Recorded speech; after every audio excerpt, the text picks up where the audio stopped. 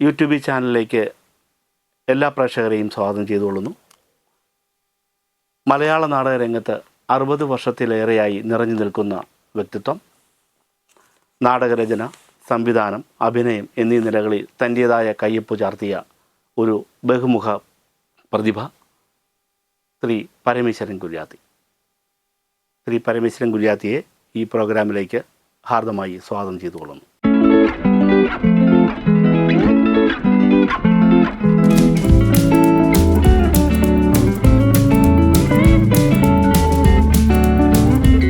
നാടകത്തിലേക്ക് താങ്കളുടെ തുടക്കം എങ്ങനെയായിരുന്നു? ഞാൻ കുട്ടിക്കാലത്ത്, അതായത് ഒരു 10 വയസ്സൊക്കെ ആകുമ്പോൾ നാട്ടിൽ ചില പൂജാ പരിപാടികളോടനുബന്ധിച്ച് കൂട്ടുകാർ ചേർന്ന് സ്വയം നിർമ്മിക്കുന്ന കഥയും നാടകങ്ങളും കഥാപാത്രങ്ങളും ഒക്കെ ആയിട്ട് പിന്നെ ഞങ്ങൾ സ്വന്തമായ ഒരു നാടകം അവതരിപ്പിക്കുക. എവിടെ നിന്നാണ് അതിനുള്ള പ്രചോദനം എന്നൊന്നും അറിയില്ല. ചേട്ടൻ കലാകാരനായിരുന്നു, BK, പിന്നെ ചെറുകഥാകൃത്തുമൊക്കെ ആയിരുന്നു. അങ്ങനെയാണോ മുൻ തലമുറകളിലെ പ്രചോദനമാണോ ഒന്നും അറിയാൻ പറ്റില്ല. എന്തായാലും നാടകം ഞങ്ങൾ കളിക്കും.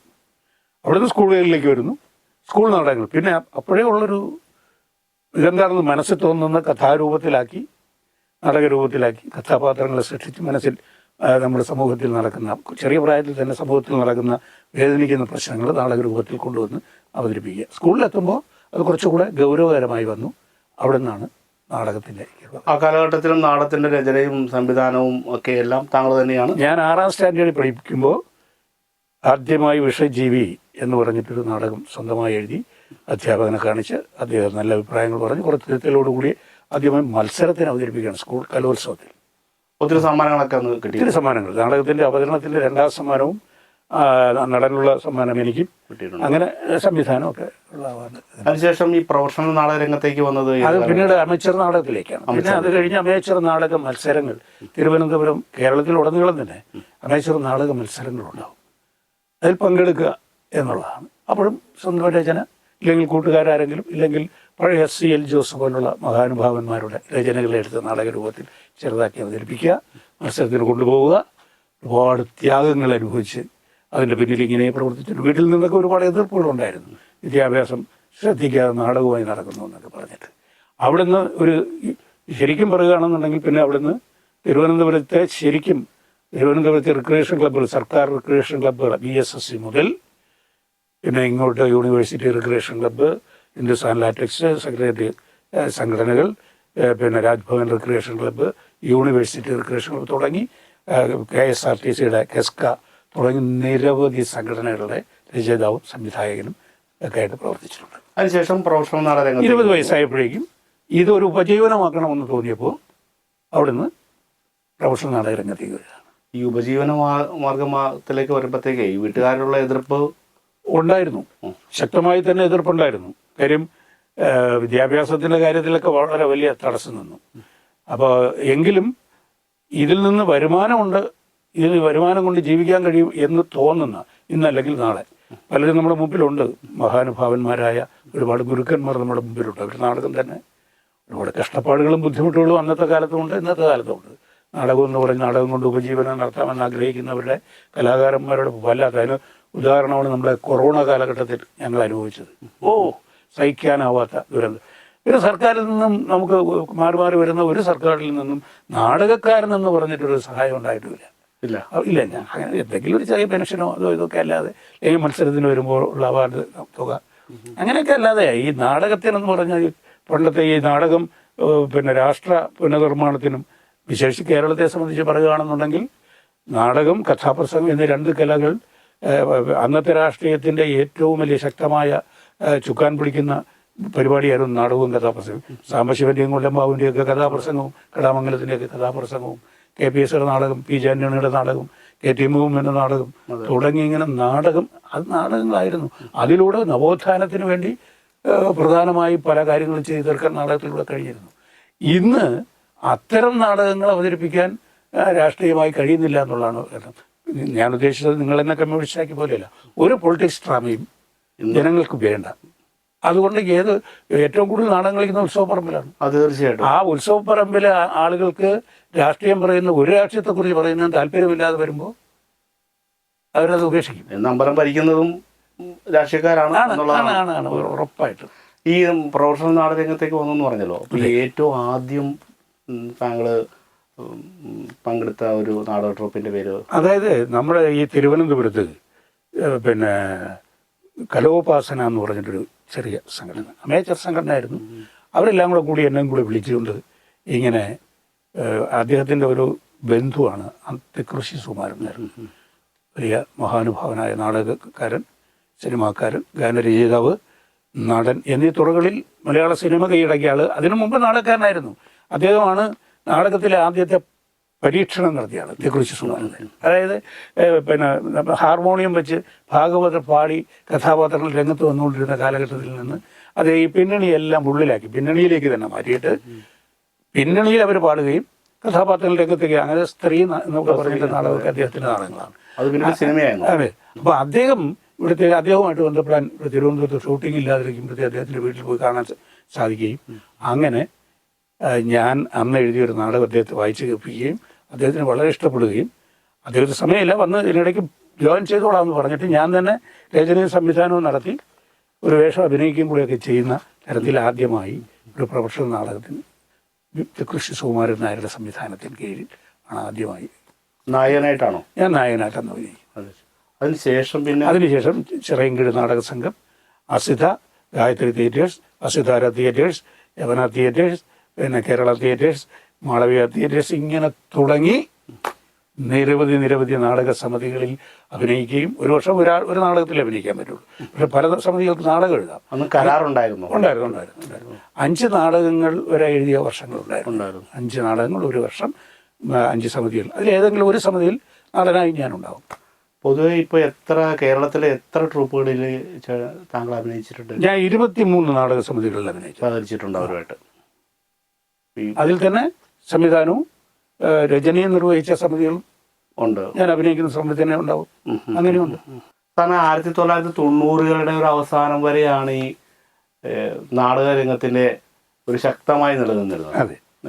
അതിനുശേഷം ഒരു അത്രയും ഒരു സാന്നിധ്യം ഇപ്പോൾ ഇല്ല. അതെന്താണ് അങ്ങനെ? പലരും പറയുന്നത് പല വിധത്തിലാണ്. ശരിക്കും പഠിച്ച ഒരാൾ, നാടകം മാത്രം തൊഴിൽ, ഉപജീവനവും ഉപാസനയും നാടകമെന്ന നിലയിൽ, നാടകം മാത്രമായി നടന്ന ഒരാളെന്ന നിലയിൽ എനിക്ക് വ്യക്തമായ തന്നെ അഭിപ്രായമുണ്ട്. മറ്റു പലർക്കും പല അഭിപ്രായങ്ങളുണ്ടായിരിക്കും, അത് തെറ്റൊന്നുമല്ല. ഒന്ന് പ്രധാനമായും ഈ നേരത്തെ നമ്മൾ സംസാരിച്ച കാര്യം തന്നെയാണ്. ഒരു കാലഘട്ടത്തിൽ നവോത്ഥാനത്തിന് വേണ്ടി ഒരു പ്രസ്ഥാനത്തിൻ്റെ പേരിലുള്ള നാടകം ഉണ്ടായിരുന്നു എങ്കിൽ കാലം മാറി വരുന്നതോടൊപ്പം രാഷ്ട്രീയത്തിന് മാറ്റം വന്നു. അതെ. ഈ രാഷ്ട്രീയത്തിന് മാറ്റം വന്നപ്പോൾ അവർക്ക് അവരവരുടേതായ രാഷ്ട്രീയത്തിൻ്റെ നാടകങ്ങൾ വേണ്ടി വന്നു.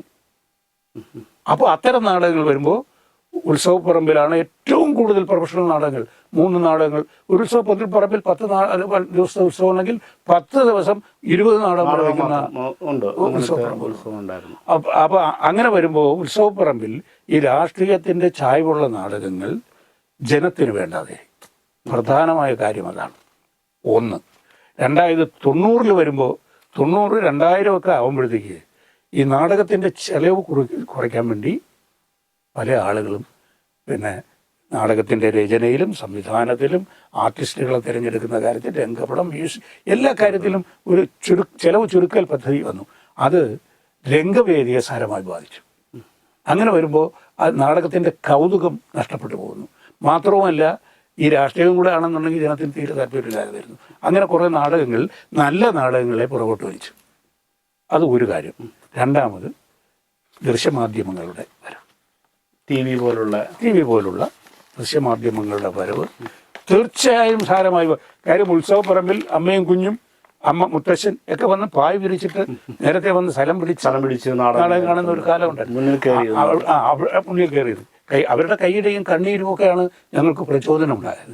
അതായത് സ്റ്റേജിൽ നിന്നുകൊണ്ട് റീൽ ടേക്ക് ഇല്ലാത്ത സിനിമ പോലെ, സീരിയൽ പോലെ അല്ലാതെ രംഗവേദിയിൽ നിന്നുകൊണ്ട് ഞങ്ങൾ തമാശ പറയുമ്പോൾ ചിരിക്കുകയും അത് കഴിഞ്ഞ് ഞങ്ങൾ വേദനിക്കുമ്പോൾ കണ്ണ് നിറയുകയും, നമ്മുടെ കണ്ണ് നിറയുമ്പോൾ ആ കണ്ണീരിനോടൊപ്പം ചേർന്ന് മുഴുവൻ പേർക്ക് ഒരു 10 റോയിലേക്ക് ഇരിക്കുന്ന ഉത്സവപ്പറമ്പിലെ ആളുകളുടെ കണ്ണ് നിറയുന്നത് നമുക്ക് വേദിയിൽ നിന്ന് കാണാമായിരുന്നു. അവർ കൈയടിച്ചു കഴിഞ്ഞാൽ നാടകം വിജയിച്ചു എന്ന് സാരം. ഇന്നത്തെ പോലെ മനഃപൂർവ്വം ആളുകളെ കൊണ്ട് എത്തി കേടിക്കുന്നില്ല. അങ്ങനെയുണ്ട്. അങ്ങനെയുണ്ട്. അതങ്ങനെയല്ല, ഒന്നടങ്കമാണ് ഈ മാലപ്പടക്കത്തിന് തിരിവെക്കുന്നത് എന്ന് പറയുന്നതിന്റെ പുറകിൽ വന്നിട്ട് അഭിനന്ദന പ്രവാഹം. പിന്നെ സിനിമാ താരങ്ങൾക്ക് കിട്ടാത്തത്ര അനകം വളരെ മേന്മയോടുകൂടി കാണാൻ പോയി നമ്മുടെ വണ്ടി വരുമ്പോൾ ആളുകൾ കാത്തിരിക്കുന്ന ഒരു കാലമുണ്ടായിരുന്നു. ഇന്ന് നേരെ മറിച്ചാണ്. അതിന് ഈ മാധ്യമങ്ങൾ, ഈ TV പോലുള്ള കാര്യങ്ങൾ ചെയ്തു. കാര്യം വിവിധങ്ങളായ പരിപാടികൾ. അപ്പോൾ ഒരു കുഞ്ഞിനെ നോക്കുക, ഭക്ഷണം പാകം ചെയ്യുക, ഭർത്താവിനെ പരിരക്ഷിക്കുക, ഒപ്പം പരിപാടി, TV പരിപാടിയും കാണാം. അപ്പോൾ വീട്ടിൽ നിന്ന് ഇറങ്ങാതിരിക്കാൻ വേണ്ടി ഒരു കാരണമായി എന്നത് അല്ല എന്ന് പറയാൻ ഞാനതല്ല. ഇപ്പോൾ പറഞ്ഞല്ലോ, ഇപ്പൊ സിനിമയെ സംബന്ധിച്ചോളം ടെക്നോളജി വളർന്നു. അതെ, ടെക്നോളജി വളർന്നപ്പോൾ ടെക്നോളജിയോട് കൂട്ടിച്ചേർന്നുകൊണ്ട് സിനിമ പിന്നെയും മുന്നോട്ടാണ് പോകുന്നത്, വളർന്നുകൊണ്ടിരിക്കുന്നത്. ഈ ടെക്നോളജി എന്തുകൊണ്ടാണ് ഈ നാടകത്തോട് കൂട്ടിച്ചേരാത്തതെന്നാണ് എനിക്ക് തോന്നുന്നത്. പല കാരണങ്ങളുണ്ട്. പ്രധാനമായി പറയാം, ഈ ടെക്നോളജി, ഞാനും താങ്കളും ഇപ്പോൾ സംസാരിക്കുമ്പോൾ നമ്മൾ സംസാരിക്കുന്നതിനിടയിൽ പിന്നെ സാങ്കേതിക വിദ്യ, നമ്മളിപ്പോൾ സംസാരിക്കുന്നതിനിടയിൽ ഈ സമയത്തിനുള്ളിൽ സാങ്കേതിക വിദ്യ വളർന്നുകൊണ്ടിരിക്കുകയാണ്, ശാസ്ത്രം പുരോഗമിച്ചുകൊണ്ടിരിക്കുകയാണ്. അതുകൊണ്ടാണ് ഈ ടെക്നോളജി മുഖാന്തരം ഉണ്ടാകുന്ന പ്രസ്ഥാനങ്ങളെല്ലാം പെട്ടെന്ന് വളരുകയും നാടകം 24 അടി സ്റ്റേജിൽ 20-24 സ്റ്റേജ് എന്ന് പറയുന്ന സ്റ്റേജിനുള്ളിൽ രംഗപടം അടക്കുന്ന കാര്യങ്ങൾ. മുമ്പ് പശ്ചാത്തല സംഗീതമൊക്കെ ലൈവായിരുന്നു. ഇപ്പോൾ അത് റെക്കോർഡിംഗ് ആയതുകൊണ്ട് അത്രയും കുറവുകളുണ്ട്. പക്ഷെ രംഗം ഒരുക്കുന്നത് പഴയ ആളുകളെ പോലെ തന്നെ. ഇപ്പോൾ ആർട്ടിസ്റ്റ് സുജാതിൻ്റെ കട്ടൻ തന്നെ വേണമെങ്കിൽ രംഗത്തിന് കൊഴുപ്പുണ്ടാവും എന്ന് വിചാരിച്ചാൽ അദ്ദേഹം ഇപ്പോൾ വേറെ ആളുകൾക്ക് കടമ്പേരിയൊക്കെ പോലുള്ള ആളുകളൊക്കെ വന്നിട്ട് പലരും വരുന്നുണ്ട്. സുജാത മാഷി തന്നെ പറയും, പലരും വരട്ടെ, എൻ്റെ ജോലി കുറയും. അത് മാത്രമല്ല, പുതിയ പുതിയ ടെക്നോളജി ഇപ്പോൾ തന്നെ നാടകങ്ങളിൽ കാണുന്ന, ഞാനിപ്പോൾ കണ്ട നാടകങ്ങളിലേക്ക് ഒരു പ്രധാന കാര്യം എന്ന് പറഞ്ഞാൽ, മുമ്പ് ഒറ്റ സെറ്റിൽ ഒരു നാടകം തീരുന്നു. ഒന്നുകിൽ ഒരു കുടുംബം അല്ലെങ്കിൽ വേറെ അതിനോടനുബന്ധിച്ച് ചില 1-2 സീനിൽ തീരുന്നത്. ഇപ്പോൾ 25-30 കർട്ടൻ മിന്നി മറഞ്ഞു പോവുകയാണ് സാങ്കേതിക വിദ്യ പോലെ. മ്യൂസിക്, ദീപപ്രസരം, അതിനൊപ്പം കർട്ടനും മാറുകയാണ്. കഥയൊക്കെ സിനിമ പോലെ തന്നെ അങ്ങോട്ട് ചാടി പോവുകയാണ്. പക്ഷേ എത്ര കണ്ട് അതിനോട് ജനം കൂറ് പുലർത്തുന്നു എന്ന് വെച്ചാൽ, എൻ്റെ അറിവിൽ പലരുമായി ഞാൻ സമ്മതിച്ചതിൽ അവർക്ക് അതിലെത്ര താല്പര്യമായിട്ട് പറയുന്നില്ല. കണ്ട് കൗതുകത്തോടുകൂടി ഇരിക്കുന്നു. കണ്ട് കൗതുകം കൊള്ളാം സീനൊക്കെ. ആവശ്യമില്ലാത്തതിനും ഈ കർട്ടൻ ഉപയോഗിച്ചുകൊണ്ടുള്ള രംഗമാറ്റങ്ങളൊക്കെ അതിൻ്റെ കഥാകൃത്തുകളൊക്കെ പറയുന്ന ഒരു അഭിമുഖത്തിലൊക്കെ ഞാൻ കേട്ടു. കഥയെ ആഗ്രഹിക്കുന്നത് ഞങ്ങൾ കൊണ്ടുവരുന്നു. കഥയെ ആഗ്രഹിക്കുന്നത് ഈ കഥാകൃത്ത് തന്നെയല്ലേ എഴുതുന്നത്. പിന്നെ കഥയെ ആഗ്രഹിക്കുന്നു എന്ന് പറയും, ഇദ്ദേഹം ആഗ്രഹിക്കുന്നു എന്ന് പറഞ്ഞാൽ ഓക്കെ.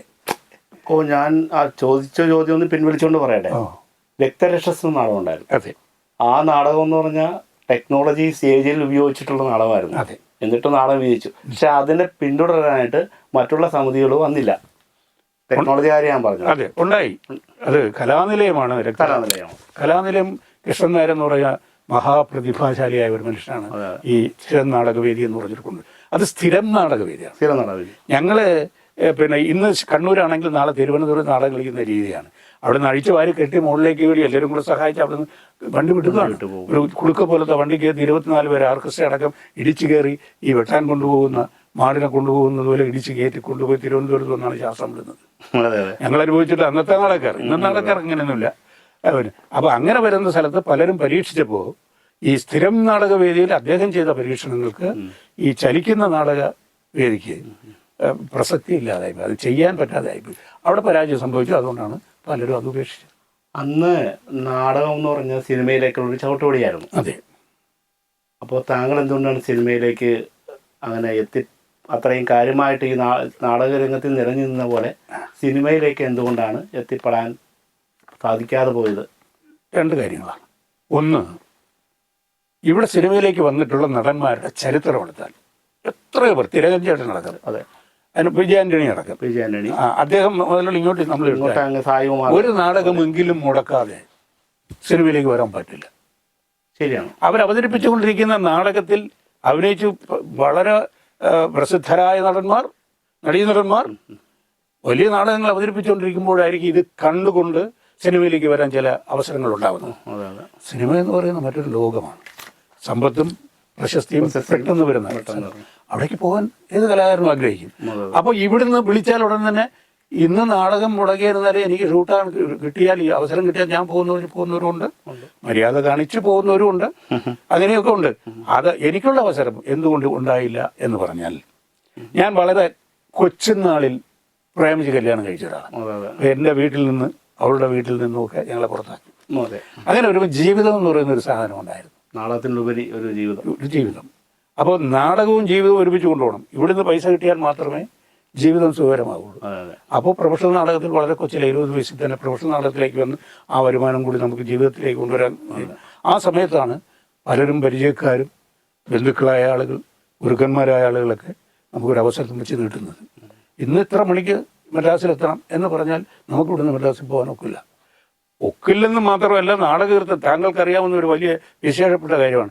എൻ്റെ തല വെച്ച് ഇല്ലെങ്കിൽ എന്നെപ്പോലെ ഒരു നടൻ്റെ അല്ലെങ്കിൽ നടിയുടെ തല വെച്ചൊരു ഷോക്കാരൻ ഇറങ്ങിക്കഴിഞ്ഞാൽ അത് കണ്ടുകൊണ്ട് അല്ലെങ്കിൽ നാടകം കണ്ടുകൊണ്ട് ബുക്ക് ചെയ്യുന്ന ഒരു ഉത്സവപ്പറമ്പുകാരനോ ഫൈനാൻസ് സൊസൈറ്റിക്കാരനോ നമ്മളില്ലാതെ അങ്ങോട്ട് വണ്ടി ചെന്നാൽ അവർ അംഗീകരിക്കില്ല. ശരിയാണ്. ഞാൻ നാടകകൃത്ത് കൂടിയാണ്, സംവിധായകൻ കൂടിയാണ്, നടൻ കൂടിയാണ്. എനിക്കങ്ങനെ ഉപേക്ഷിച്ച് പോകാൻ നോക്കില്ല.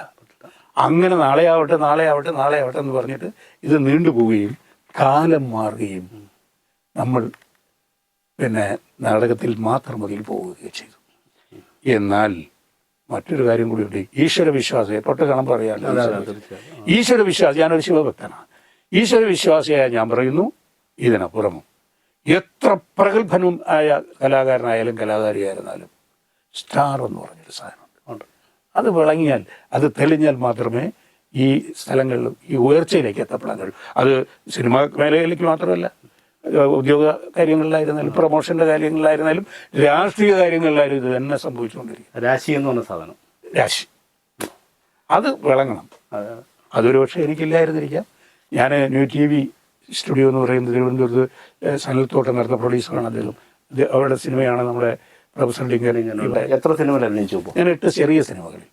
പ്രൊഫസർ ഡിങ്കൽ മലയാളത്തിനുപരി മലയാളം തമിഴ് ഭാഷകളിലൊക്കെ അഭിനയിച്ചിട്ടുണ്ട്. ഈ പ്രൊഫസർ ഡിങ്കൽ നല്ലൊരു വേഷം ചെയ്യുന്നു. ഈ സിനിമയോടൊപ്പം തന്നെയുള്ള ഡബിങ് അതുപോലുള്ള മറ്റുള്ള രംഗങ്ങളിലൊക്കെ ഇപ്പോഴും ഉണ്ട്. ഞാൻ സ്ഥിരമായി ഒരു ക്യാരക്ടർ കിട്ടി പോയി ഡബ് ചെയ്യുന്ന ഇതൊക്കെ. ഒന്ന്, ഞാൻ ഈ ന്യൂ TV സ്റ്റുഡിയോ എന്ന് പറയുന്ന സ്ഥാപനത്തിൽ 13 വർഷമായി ജോലി ചെയ്യുന്നു. അതൊന്ന്. രണ്ടാമത്, ഞാൻ എഴുത്തുകാരനാണ്, ഈ സംവിധാനം. ഇപ്പോഴും അമേച്ചർ നാടകം പ്രൊഫഷണൽ നാടകം എഴുതുന്ന ആളാണ്. സീരിയലിൽ വന്നതിന് ശേഷം കുറച്ച് സീരിയലിലൊക്കെ അഭിനയിച്ചിട്ടുണ്ട്. 10-50 സീരിയലിൽ അഭിനയിച്ചിട്ടുണ്ട്. അപ്പോൾ അതിനിടയിൽ സീരിയലിലും തിരക്കഥ എഴുതിയിട്ടുണ്ട്, അങ്ങനെയൊക്കെ ചെയ്തു. ഉണ്ട്. എന്നിട്ട് അതിനുവേണ്ടി നമ്മൾ ഡബ് ചെയ്യാൻ വേണ്ടി ഒരു ക്യാരക്ടർ വന്നാൽ, ഇന്നിപ്പോൾ ഷൂട്ട് നടക്കുമ്പോൾ രാത്രി എഡിറ്റ് ചെയ്ത് പറയുന്നത് നാളെ പോലുള്ള എപ്പിസോഡാണ്, അതുകൊണ്ട് നാളെ ഡബിലേക്ക് ചെയ്തിട്ടാൽ രാത്രി 12 മണിയായാലും 1 മണിയായിരുന്നാലും വിളിച്ച് പറഞ്ഞു, ചേട്ടാ വന്ന് ഡബ് ചെയ്യണം, നാളെ പോലുള്ള എപ്പിസോഡാണെന്ന് പറയും, രാത്രി പോകണം. അത് കഴിയാത്തത് കൊണ്ടാണ്. അതല്ല, പിന്നെ അല്ലാത്ത ചില കാര്യങ്ങൾ ഈ സിനിമ മേഖലയിൽ തന്നെ RR എന്ന് പറഞ്ഞ സിനിമ ഞാൻ സൂപ്പർ സിനിമയാണ്. അതിന് സമയം ഡബ് ചെയ്യുന്നത് മാത്രമല്ല, എൻ്റെ ശബ്ദമാണ് അതിൻ്റെ ട്രെയിലർ വന്നപ്പോഴത്തേക്ക് അവർ ഉപയോഗിച്ചത്. പിന്നെ പൊന്നിയിൻ സെൽവൻ തുടങ്ങി വളരെ സൂപ്പർ സിനിമകൾ ഡബ് ചെയ്യുന്നുണ്ട്, ഇപ്പോഴും ചെയ്തുകൊണ്ടിരിക്കുകയാണ്. പിന്നെ ഡബിങ് എന്തുകൊണ്ടോ ചില ക്യാരക്ടറുകൾക്ക് നമ്മുടെ ശബ്ദം അനിവാര്യമാണെന്ന് തോന്നുമ്പോൾ അത്തരം പോസ്റ്റ് പ്രൊഡക്ഷനും സംവിധായകരൊക്കെ തന്നെ വിളിക്കുന്നു, പോയി ചെയ്തു. ഒരു 86 കാലഘട്ടങ്ങളിൽ ഉണ്ടായിരുന്നൊരു നാടകമാണ് ക്രിസ്തുവിൻ്റെ 6-ാം തിരുമുരുകൻ, ഭഗവാൻ കാൽമാറും. ഈ 2 നാടകങ്ങളും അന്ന് രാഷ്ട്രീയമായിട്ട് വളരെ കേരളത്തിൽ വളരെ സംസാര വിഷയമായ നാടകങ്ങളാണ്, നിരോധിച്ച നാടകം. അതെന്താണ് അങ്ങനെ ഒരു സംഭവം അങ്ങനെ ഉണ്ടാവാൻ കാര്യം? ഞാൻ താങ്കളോട് വളരെ രസകരമായ ഒരു കാര്യം പറയട്ടെ. താങ്കൾ അടിയുറച്ച് വിശ്വസിക്കുന്ന ദൈവത്തെ, നമ്മുടെ സംസാര മധ്യേ താങ്കൾ അടിയുറച്ച് നിൽക്കുന്ന ദൃഢമായി വിശ്വസിക്കുന്ന ഒരു ദൈവത്തെ, ഞാൻ താങ്കളുടെ ചോദ്യത്തിന് മറുപടിയായി ആ ദൈവം കള്ളനാണെന്ന് പറഞ്ഞാൽ എന്തായിരിക്കും സ്ഥിതി? നിങ്ങൾ എന്നെ തല്ലും, ഇല്ലെങ്കിൽ ഇത് കേട്ടുകൊണ്ടിരിക്കുന്ന ആളുകൾ എന്നെ തല്ലും. അത് ആവശ്യമില്ല. വിശ്വാസത്തെ വ്രണപ്പെടുത്തുന്ന ഒരു കാര്യവും ജനമെടുക്കില്ല. അത് തന്നെ ഈ പറയുന്ന സംഭവിച്ചു. ഇപ്പോഴത്തെ കാലഘട്ടത്തിൽ ഇപ്പോഴത്തെ സാമൂഹ്യ രാഷ്ട്രീയ സാംസ്കാരിക രംഗത്തെ അധിക്ഷേപിച്ചുകൊണ്ടൊരു നാടകം വന്നാൽ അതിൻ്റെ അവസ്ഥ എന്തായിരിക്കും? വളരെ പരിതാപകരമായിരിക്കും. രാഷ്ട്രീയ വേദികളിൽ ആരെയാണോ പൊക്കി പറയുന്നത് ആ വേദികളിൽ അവരെ പ്രോത്സാഹിപ്പിച്ച് കൊണ്ടുപോകും. എന്നിട്ട് എൻ്റെ പല സിനിമകളിലും ഇങ്ങനെയുള്ള സിനിമകൾ വന്നാൽ ജനം തിയേറ്ററിൽ നിന്ന് കൈയടിക്കുന്നത് എന്തുകൊണ്ടാണ്? അതെന്താണെന്ന് പറഞ്ഞാൽ സമകാലീനമായ ഒരു രാഷ്ട്രീയ ഈ തറവാട് ആരെയും കമ്മീഷണർ എന്ന സിനിമ അത് വന്നപ്പോൾ പ്രധാന നടനോടൊപ്പം ചേർന്ന് ജനങ്ങൾ കൈയടിക്കുകയാണ്. പറഞ്ഞുതരാം, ഇതാണ് ഞാൻ പറയാൻ വന്നത്. ഇപ്പൊ ഏറ്റവും കൂടുതൽ ഇപ്പൊ പ്രധാനമായി ഈ തറവാട് ഈ രാജ്യം ആരുടെയും തന്തയുടെ വകയല്ല. പിന്നെ ഞാൻ പറയുന്നത് എന്റെ തന്തയുടെ വകയാണെന്ന്, എന്റെ തന്തയുടെ വകയാണ്, എന്റെ മക്കളുടെ വകയാണ്, എന്റെ മക്കളുടെ വകയാണ്. പക്ഷേ ഈ സിനിമയിൽ പ്രധാന നടൻ ഈ രാജ്യം ആരുടെയും തന്തയുടെ വകയില്ലെന്ന് പറഞ്ഞാൽ അത് താല്പര്യപ്പെടുന്ന ആളുകൾ കൈയടിയുടെ കാര്യം അത്ര. പിന്നെ സുരേഷ് ഗോപി എന്ന് പറയുന്ന നടൻ ഈ കമ്മീഷണർ പോലുള്ള സിനിമകളിൽ ഡയലോഗ് പറയുന്നെങ്കിൽ ആ ഡയലോഗിനൊരു അടുക്കുണ്ട്, അതിനൊരു താളമുണ്ട്. അതിനകത്ത് നമ്മൾ ഈ പറഞ്ഞതുപോലെ ജനജീവിതവുമായി പോലീസുകാരനിൽ നിന്ന് പൊറുതിമുട്ടിരിക്കുന്ന അവസരത്തിൽ പിന്നെ ഒരു പോലീസുകാരൻ ഏറ്റവും നല്ല പ്രകടനം കാഴ്ചവെച്ചാൽ ജനം കൈയടിക്കും. മറിച്ചായാലും അങ്ങനെ തന്നെ. ഈ രാഷ്ട്രീയം എന്നുള്ളത് നാടകത്തെ സ്വാധീനിച്ചിട്ടുണ്ടോ? ഒരു അറിവില്ല. ഉണ്ട്. അല്ലെങ്കിൽ നിങ്ങളുടെ കമ്മ്യൂണിസ്റ്റാക്കി വന്നേ. പിന്നെ അടിയന്തരാവസ്ഥ പി ജെ ആന്റണിയുടെ നാടകങ്ങൾ വന്നത്, പിന്നെ മണ്ണ് ഇവരുടെ എല്ലാം ഈ ആചാര്യന്മാരുടെ ഇപ്പൊ ഞാൻ പറയാം കാട്ടുകുതിര ഒരു രാഷ്ട്രീയവും പറഞ്ഞില്ല, പക്ഷെ പറയാനുള്ളത് പറഞ്ഞു ഇല്ലേ? അപ്പൊ അത് എന്താണ് ജനത്തിന്റെ വേദന? സാധാരണ ജനമാണ്. ഇവിടുത്തെ ഉന്നത ബൂർഷ്വാസികളായിരുന്നു ഉത്സവപ്പറമ്പിൽ വന്നിരുന്ന നാടകം കാണില്ല. സാധാരണ ജനമാണ്. സാധാരണ ജനത്തിന്റെ വേദനകളെ കൊടുക്കുമ്പോൾ അവനത് ഉൾക്കൊള്ളുന്നത് അത്രയേ ഉള്ളൂ. അത് ഇന്നും എന്നും അങ്ങനെ തന്നെ ആയിരിക്കും. നാടകരംഗത്ത് ഇപ്പോഴും സജീവമാണ്. ഞാൻ സജീവം 1990 ഇപ്പൊ പറഞ്ഞല്ലോ. ഈ 90-ലെ ആ കാലഘട്ടം നാടകത്തിലേക്ക് ഇനി തിരിച്ചു വരുമോ? പാടാം. എന്തുകൊണ്ട്?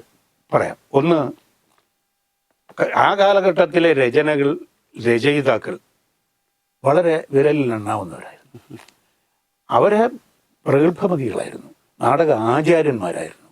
അവർക്ക് നാടകത്തെക്കുറിച്ച് അവര് പിന്നെ വളരെ സത്യസന്ധമായി നാടകത്തെ ഞാനടക്കം ഈ പറഞ്ഞ ആചാര്യന്മാരുടെ പട്ടികയിൽ ഞാനില്ല, അവരുടെ ശിഷ്യന്മാരുടെ പട്ടികയിൽ ഞാനുണ്ട്.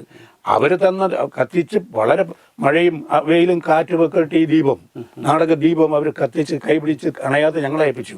അത് ഞങ്ങൾ ഈ അടുത്ത തലമുറയെ ഏൽപ്പിക്കുന്നു. അതിങ്ങനെ പോകും. നാടകം എന്ന് പറയുന്ന സാധനം ഏതെല്ലാം കലകൾ നശിച്ചു പോയില്ലെന്ന് നാടകം നശിക്കില്ല. ഇപ്പൊ പറയുന്ന എണ്ണങ്ങളിലൊക്കെ കുറവ്. പിന്നെ നാടകത്തിന്റെ ഈ പറയുന്ന രൂപഭാവ വ്യത്യാസങ്ങൾക്കൊക്കെ ചലനങ്ങളും വ്യതിയാനങ്ങളും ഉണ്ടാവാം, പരിഷ്കാരങ്ങളുണ്ടാവാം, പുതിയ ആളുകളൊക്കെ അങ്ങനെയൊക്കെ ചെയ്യുന്നുണ്ട്. പക്ഷെ അതിൽ എത്ര കണ്ട് ജനമെടുക്കുന്നു എന്നുള്ളതിനെ ആശ്രയിച്ചിരിക്കും നാടകത്തിന്റെ വിജയം.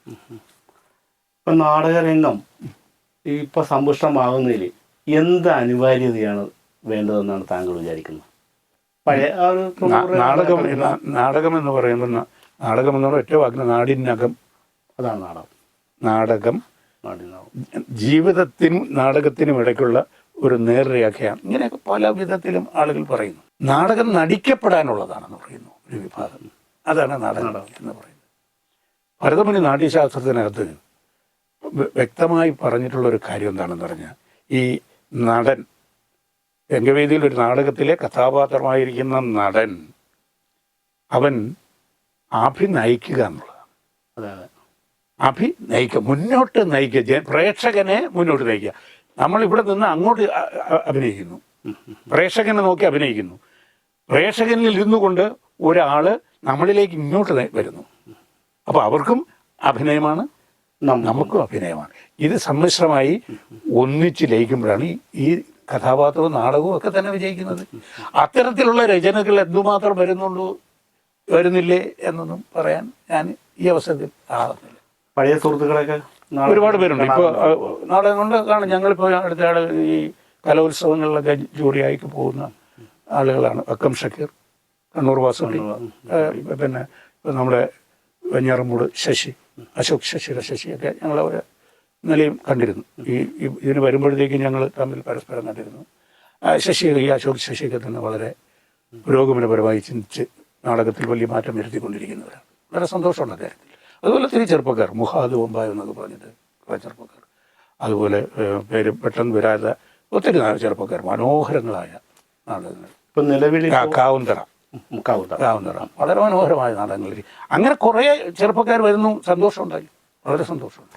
നിലവിലിപ്പം സജീവമായിക്കൊണ്ടിരിക്കുന്ന ഏത് ട്രൂപ്പാണുള്ളത്? ഇപ്പോൾ ട്രൂപ്പിൻ്റെ പേര് ഞാൻ പറയാൻ പാടില്ല. എന്നെ പരമേശ്വരൻ കുര്യാത്തി എന്ന് പറയുന്ന വ്യക്തി ഒരു ട്രൂപ്പിൻ്റെയും പേര് പറയാൻ പാടില്ല. വ്യക്തികളൊക്കെ പേര് പറയാം. അങ്ങനെ പറയുമ്പോഴത്തേക്ക് ഞാൻ ചോദിച്ചതുകൊണ്ടല്ല, നിലനിൽക്കുന്ന ഒരു കാര്യം വളരെ വ്യക്തവും ഇതായിട്ട് പറയാം. നമ്മുടെ കൊറോണയ്ക്ക് ശേഷം ഈ വന്നിട്ടുള്ള നാടകങ്ങളിൽ ഇപ്പോൾ ഒരു ഉയർത്തെഴുന്നേൽപ്പ് ഉണർവൊക്കെ വന്നിട്ടുണ്ട്. പക്ഷെ ഇന്നത്തെ നാടകത്തിൻ്റെ ചിലവനുസരിച്ച് ഏറ്റവും നല്ല കഥയും സംവിധാനവും നടീനടന്മാരും അടങ്ങുന്ന 10 നാടകത്തിൽ കൂടുതൽ 100 നാടകം തയ്ക്കുന്ന സമിതികളെ ഉണ്ടാവില്ല. പിന്നെ എങ്ങനെയാണ് ഈ 10 ലക്ഷം രൂപ മുടക്കി നാടകം ഉണ്ടാക്കിയാൽ ഇത് മുതലാവുക? അടുത്ത വർഷം എങ്ങനെ നാടകം ഇറക്കുക? ഇവിടെ വലിയൊരു പ്രതിസന്ധിയാണ്. ഈ കഴിഞ്ഞതിൻ്റെ അങ്ങേ വർഷം 4 ലക്ഷം രൂപ സർക്കാർ വരുന്ന പ്രൊഫഷണൽ നാടക സമിതികൾക്ക് കൊടുത്തു. 50 നാടകങ്ങളെ സർക്കാർ ധനസഹായം. ഞാനും വാങ്ങിച്ച എൻ്റെ നാടകം സിതാര തിയേറ്റേഴ്സാണ് എൻ്റെ നാടകം കൊണ്ടുപോയത്. പിന്നെ അമ്മ സത്യം എന്ന് പറയുന്നത് അതിന് സെലക്ഷൻ കിട്ടി. പിന്നെ 4 ലക്ഷം രൂപയും കിട്ടി. അങ്ങനെ വരുമ്പോൾ ഒരു സഹായമായി. അത്തരം സഹായങ്ങൾ സർക്കാരിൽ നിന്നുണ്ടാവാതെ ഒരു സമിതി ഇവിടെ നിലനിൽക്കാൻ പോകുന്നില്ല. ഉറപ്പാണത്. ഈ ജീവിത കാലഘട്ടത്തിൽ അവാർഡുകൾ എന്തെങ്കിലുമൊക്കെ കിട്ടിയിട്ടുണ്ടോ? എനിക്ക് ഒത്തിരി അവാർഡ്. ഈ അവാർഡിൻ്റെ പ്രൊഫഷണൽ നാടക മത്സരത്തിൽ പണ്ട് മുതലേ പോകാൻ ഒരു അതൃപ്തിയുണ്ട് എനിക്ക്. അത് ഞാൻ മത്സരത്തിൽ പങ്കെടുത്തിട്ടുണ്ട്. മത്സരത്തിലൊക്കെ പങ്കെടുത്തിട്ടുണ്ട്. അത് വളരെ ചുരുങ്ങിയ. പിന്നെ അത് NN സാറാണ് അതിൻ്റെ ആൾ. അദ്ദേഹത്തിൻ്റെ ചില കാര്യങ്ങൾ മത്സരം എന്ന് പറയുമ്പോൾ എന്നെ ജൂറി കാണും 3 പേരായിരിക്കും. 9 മാർക്കിന് അർഹത ഉള്ളവന് 90 മാർക്ക് കൊടുക്കണം എന്ന് പറയുന്നത് ശരിയല്ല. 90 മാർക്കിന് അർഹതയുണ്ടെങ്കിൽ അവന് 100 മാർക്ക് കൊടുക്കാം. 10 മാർക്കിൻ്റെ വ്യത്യാസം. 90 മാർക്കിനുള്ളവന് 9 മാർക്കുള്ളവന് 90 മാർക്ക് എങ്ങനെയാണ് കൊടുക്കുന്നത്? ഇതാണ് മത്സരമായി എനിക്ക് തോന്നിയെന്ന് അദ്ദേഹം പറയുകയാണ്. അതുകൊണ്ട് അങ്ങോട്ട് പോകാൻ, ഈ മത്സരിക്കാൻ പോകാനൊരു അതൃപ്തിയുണ്ട്.